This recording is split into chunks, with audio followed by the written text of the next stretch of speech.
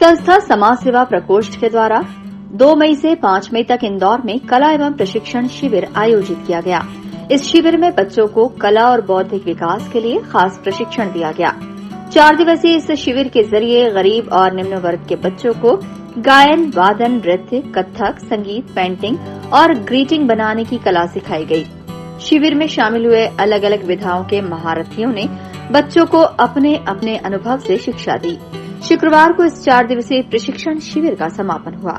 इस मौके पर ख्यात संगीतकार शोभा चौधरी, नृत्यांगना निवेदिता पंड्या, संगीतकार स्मिता, भारतीय सत्य और योगाचार्य बाला चेतना ने बच्चों को प्रशिक्षण दिया और उनका मार्गदर्शन किया गया।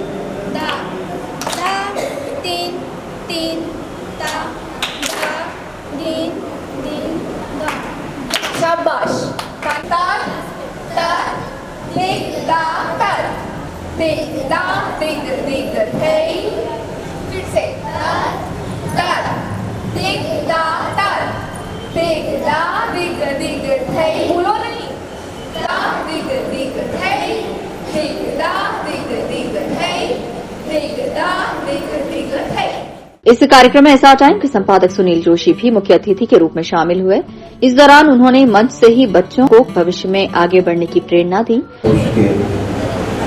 आयोजन यहाँ बैठे शोभा चौधरी जी, खरे साहब, आनंदपुर साहब और तमाम सारे लोग यहाँ उपस्थित हैं। तो छोटी छोटी बातें, कुछ कहानियाँ के माध्यम से आपको साहस और शांत मन के बारे में बात करना चाहता हूँ।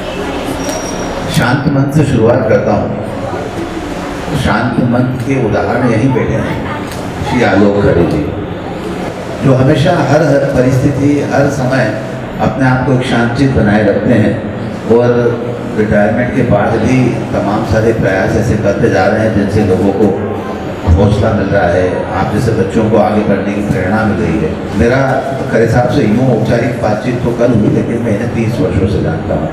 तो ऐसे व्यक्ति से जीवन में हमेशा सीखने को मिलता है।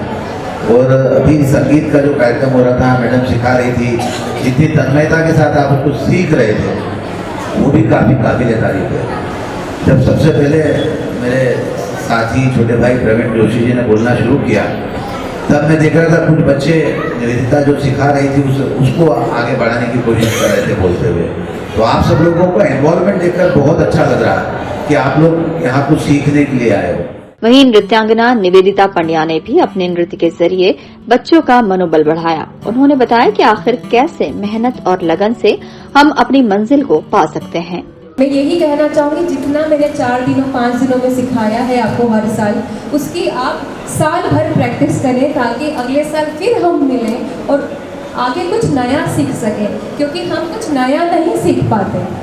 फिर से वही 3 ताल सीखनी पड़ती है, फिर से उसकी मात्राएं सीखनी पड़ती हैं, क्योंकि हम सब कुछ भूल चुके होते हैं। तो मैं चाहूँगी कि जितना आपने सीखा उसका आप प्रैक्टिस करें साल भर, और फिर जब हम अगले साल फिर से 3 दिनों में मिले तो उसमें हम आगे की चीज़ें सीख सकें, क्योंकि ये बहुत बड़ा एक सागर है जिसमें हम भी अभी सीख नहीं पाए।